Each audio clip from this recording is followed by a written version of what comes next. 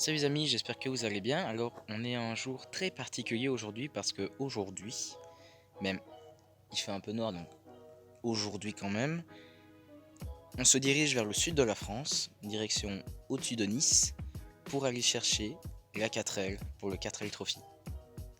C'est parti.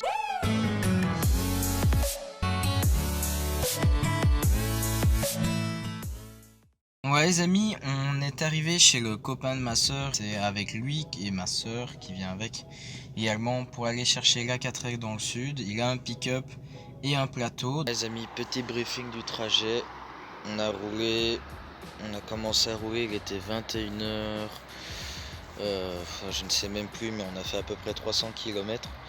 On est à dépasser Nancy, donc il y a Nancy qui est juste là et nous on est juste un peu plus bas sur une aire d'autoroute, comme vous pouvez le voir.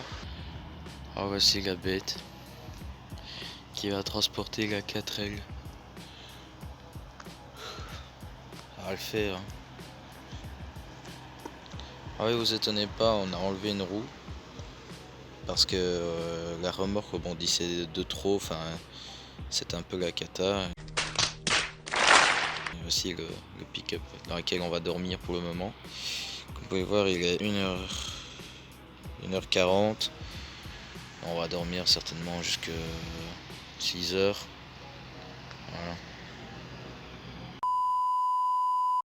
Voilà. Ici nous sommes dans les environs de Lyon, sur une aire d'autoroute, pompe à essence, etc. On a fait le plein.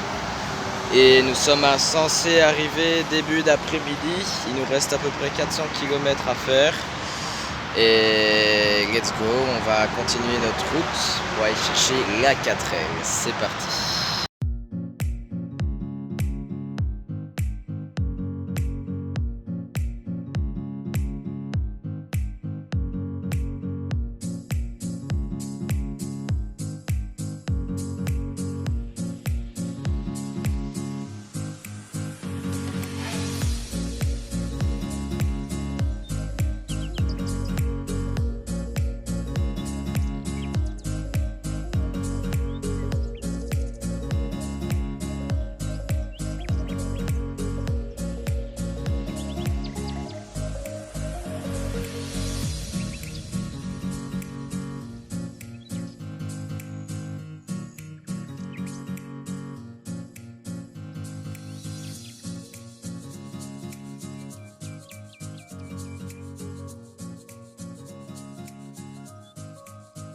Ça fait des heures et des heures et des heures qu'on roule. Il ne reste plus que 20 minutes de trajet. On est bel et bien dans le sud de la France. On est à Cannes ici pour le moment exactement. Voici une petite vidéo qui s'affiche là maintenant avec un paysage de Cannes. C'est pas du tout la même chose que dans ma contrée, dans l'est de la Belgique. À côté de la frontière allemande. Enfin voilà, ici il fait chaud, il fait plus de 30 degrés. Bon, pas le choix de mettre un masque parce que normalement ici c'est une zone rouge à autoriser y aller tant que je portais le masque et le gel hydroalcoolique et un justificatif d'achat de la voiture. Et voilà encore un paysage avec les palmiers, etc. Donc on se retrouve devant la 4L les amis, à dans 15-20 minutes pour moi, mais à tout de suite pour vous, c'est parti.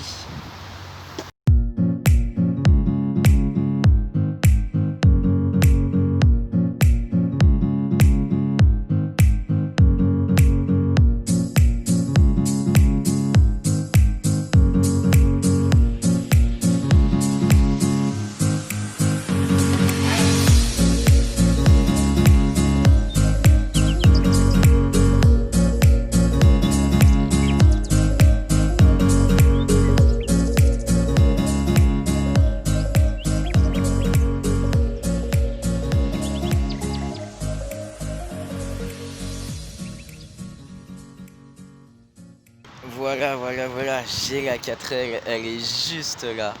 J'ai pas du tout eu le temps de vous filmer, le temps de la mettre sur le plateau, etc. Mais comme vous pouvez voir les photos qui s'affichent maintenant, vous voyez la voiture mise sur le plateau. Et bon, elle est sale parce qu'elle n'a pas roulé depuis un moment donné. Mais regardez là, elle est magnifique. Attendez, elle est magnifique. Donc là voilà le bolide. Il y a un petit peu de rouille, mais voilà, c'est très niveau des jantes, mais bon, c'est à repeindre. Le pare-choc est en bon état. Bon, la peinture, elle est vraiment vieillotte, mais ça c'est parce que c'est le soleil du sud et on n'y peut rien. Les jantes, voilà, elle est sanglée comme il faut. Non, franchement, bon, ici il y a juste un petit peu de rouille de surface. Un petit coup de peinture, un petit coup d'anti-rouille et c'est bon. Non, franchement, elle est dans un état impeccable. Ici, c'est vraiment de la truc de surface. Elle n'a vraiment quasiment rien. Au niveau du châssis, c'est vraiment très propre. C'est très très propre. Donc voilà, c'est juste nickel. Alors voilà l'intérieur. Ça, c'est le truc. Ceci, c'est ce qui va se mettre à l'arrière de la remorque. Vous pouvez voir le tuyau pour l'évacuation, enfin pour l'évacuation de l'air, pour pas qu'il y ait du sable, pour l'aspiration de l'air, pardon, pour pas qu'il y ait du sable, vienne se mettre dans le compartiment moteur. Sinon voilà, elle est nickel. J'ai juste remarqué qu'il y avait un petit trou loulou ici. Et c'est tout, c'est vraiment le seul gros trou que j'ai vu, c'est ici au niveau de l'évacuation. Parce que vous voyez, on peut voir ma main à travers, je peux passer mes doigts quoi. Donc va falloir que j'enlève le phare et ressouder une tôle dessus. Ouais, on peut le voir ici à l'intérieur, le petit trou. Et sinon non, elle est en très bon état, les suspensions sont bonnes, etc. Donc voilà, 4L Trophy, c'était l'équipage 985 en 2015. Elle a également participé au 4L Trophy en 2014. Juste ici, donc voilà, Pico Design 4L Trophy 2014. Donc ce sont des designers qui ont fait la peinture de la voiture. Ce sont des graphistes, donc c'est nickel. Et donc voilà, la preuve, on a été le chercher dans le sud, dans le 04. Donc voilà, voilà. Je vous laisse l'admirer avec une petite musique de fond.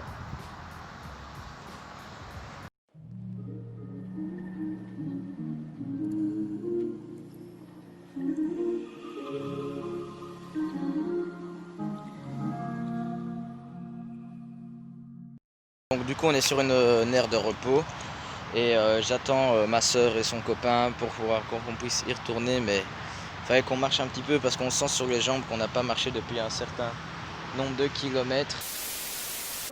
C'est avec ce bolide là qu'on va partir au 4L Trophy et c'est avec ce bolide là à voir des prochaines vidéos.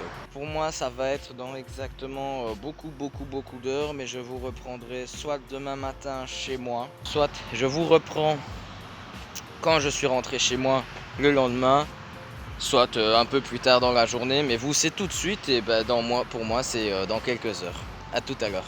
One eternity later. Donc voilà les amis, on se retrouve dans la 4L beaucoup plus tard, limite un mois plus tard pour des soucis personnels qui fait que je n'ai pas su vous présenter la voiture en arrivant chez moi le lendemain comme je vous disais précédemment.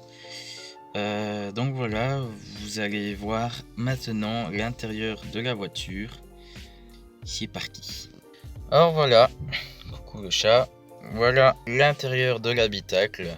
Elle a très peu de kilomètres. Elle a 82 837 km. Pour une voiture de cet âge-là, c'est ouf. Franchement, elle a très peu de kilomètres. C'est le moteur d'origine qui va avec la voiture. C'est le compteur d'origine et la preuve que c'était bel et bien une voiture française. Car oui, elle a les plaques françaises, mais en France, vous avez ce qui certifie l'immatriculation de la voiture et le contrôle technique. Et ici, le papier de l'assurance. Le petit P qui fait que ça vous autorise à prendre le ferry lors du 4L Trophy. Les petits pare-soleil avec toujours du sable du Sahara des précédentes versions. Avec l'autoradio, le fameux levier de vitesse avec première, deuxième, troisième, quatrième et la marche arrière. C'est assez spécifique, avec déjà quelques outils que j'ai sortis parce que j'ai un petit peu déjà chipoté à la voiture. Maintenant, on va passer au compartiment moteur. Alors, nous passons au compartiment moteur. Alors, j'ai déjà fait quelques travaux dessus, modifications, on va dire, mais c'est très peu. J'ai fait un nettoyage du carburateur, j'ai acheté une nouvelle batterie, un nouveau filtre essence parce qu'il était encrassé. Malheureusement, quand on a fait tourner la voiture, quand on l'a essayé, il y a une surtension au niveau des câbles parce que ces deux câbles-ci, le brun et le jaune et vert que vous voyez, ont collé. Ils ont surchauffé, ça a collé et a fait cramer le câble. Vous pouvez voir le câble du ventilateur principal. Du coup, dès que je branchais la batterie, il y avait le ventilateur secondaire qui s'activait tout seul, l'interrupteur ne servait à rien. Une fois qu'on a enlevé toutes les gaines pour voir au niveau du circuit électrique, donc ici vous avez les câbles d'origine qui vont dans l'habitacle. Ici ils ont fait un trou, enfin tout un système, enfin bref. Ça a chauffé et du coup il y a eu surtension et voilà. Et une fois qu'on a enlevé, décollé les deux câbles ici, donc le jaune et le brun comme je disais, l'interrupteur a fonctionné et enfin voilà, ça, il y a eu vraiment un faux contact dans le circuit. Il va falloir qu'on refasse tout ça. J'ai racheté un joint, des joints pour le carburateur, refaire tourner le moteur. Le moteur tourne, hein, c'est pas ça, c'est juste que il y a un bon réglage carbu qui doit être fait. Malheureusement, abruti que je suis, l'ancien propriétaire de la voiture m'a dit que c'était du 95 qu'il fallait mettre dans le moteur et enfin qu'il avait mis du 95, donc le 95 sans plomb. Il mettait pas d'additif, malheureusement c'est quand même mieux. Mais chez nous en Belgique, on a que du 95 E10, donc avec de l'éthanol, qui fait que c'est pas bon pour les moteurs. Et j'ai essayé de faire tourner la voiture avec ça, ça a très bien fonctionné au début. Et petit à petit, ça, en fait, l'éthanol, c'est pas fait, c'est pas, les 4L aiment pas trop l'éthanol. Du coup, la voiture broute quand tu essayes de la démarrer. Elle démarre, puis elle se coupe toute seule à cause de l'éthanol parce que il y a un réglage qu'il faudrait faire pour faire tourner à l'éthanol, mais bon, c'est pas bon pour ces moteurs là. Je sais qu'il y en a qui font tourner des 4L à l'éthanol et qu'ils ont aucun souci. Donc voilà, maintenant il va falloir que je passe à la 98 parce que là, on a que de l'essence pure, c'est la 98 sans plomb. Du coup il va falloir que je roule à la 98 en mettant un petit peu d'additif de plomb. Et dans une prochaine vidéo, on changera les joints du carburateur. On va vider tout le circuit d'essence avec où il y avait la 95E10 dedans pour vraiment vidanger l'essence. Et remettre de la 98 sans plomb. Et je vais acheter de l'additif plomb pour essayer de voir si elle va tourner comme ça. Et voilà, et après on fera un petit essai dans ma rue parce qu'elle est toujours immatriculée en France. Il faut que je la passe au contrôle technique en Belgique pour l'immatriculer en Belgique. Elle a déjà été dédouanée. Donc voilà, ici la preuve que c'est un véhicule de 1987. Je pense que j'ai fait à peu près le tour au niveau du compartiment moteur et on va passer au coffre et à l'aménagement qui a déjà été fait. Donc voilà le coffre du véhicule. Donc vous avez différents tiroirs. Celui-là il est vide. Il y avait déjà eu un aménagement qui avait été fait dessus. Alors j'ai des pièces. Alors j'ai différentes pièces. Ça c'est un joint de culasse, différentes vis. J'ai le radiateur qui est là qu'il faudrait que je remonte. D'ailleurs il a pris cher. Oui. Du coup je sens que je le remplace. Super. Câble d'embrayage. Câble d'accélérateur. Je pense si je ne me trompe pas. Filtre à huile. Donc voilà, j'ai déjà différents matos. Ça c'est des alcotests. En France, ils sont obligés d'en avoir pendant le contrôle technique. Vous avez les plaques de désensablage. Ça, c'est la protection du réservoir. Ici, le protège-carter, il est assez long. Vous avez un filtre à air neuf que je vais remettre d'ailleurs.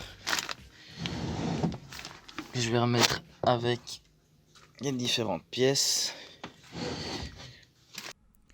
Donc ouais les amis, c'est la fin de la vidéo. N'hésitez pas à laisser un gros pouce bleu pour l'effort que nous avons fait pour aller chercher la 4L parce que ça demandait un gros effort et c'était un long périple.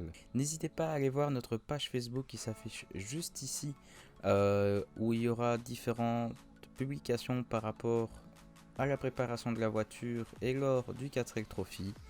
Et n'hésitez pas également à me suivre sur Instagram pour avoir également différentes stories, différentes photos de la préparation du véhicule. Je tenais à remercier également AV Service, qui est l'entreprise de mon beau-frère qui m'a amené, qui m'a transporté le véhicule pour aller le chercher et revenir. De base, c'est une entreprise de transport de paille et de foin, mais il s'est sacrifié pour transporter la 4L. Je tiens également à signaler que nous avons deux sponsors, AV Service, qui est l'entreprise de mon beau-frère, qui nous a fait le transport de la 4L, Gopsy Art, qui est une artiste peintre et dessinatrice. Il faut savoir que si vous achetez l'une de ses peintures, parce qu'elle fait elle peint des Disney, et des animés de jeux vidéo, etc. Il faut savoir que si vous achetez une de ces peintures en passant par moi, vous dites que vous êtes passé par moi tout simplement, et 50% de l'achat de la peinture que vous avez acheté nous reviendra pour le financement du 4L Trophy, et les autres 50% autres reviendront à Gopsy pour financer son matériel de peinture, etc. N'hésitez pas également à laisser un commentaire sous la vidéo pour nous dire différentes actions que nous pourrions faire simplement pour financer le projet, et en fonction des diverses réparations que nous devrions faire sur la voiture, comme le câblage que nous allons devoir refaire sur la 4L. Donc voilà, c'est la fin de la vidéo, j'espère qu'elle vous aura plu. Et c'était Mister Aluko, et on se dit à la prochaine vidéo les amis. Salut!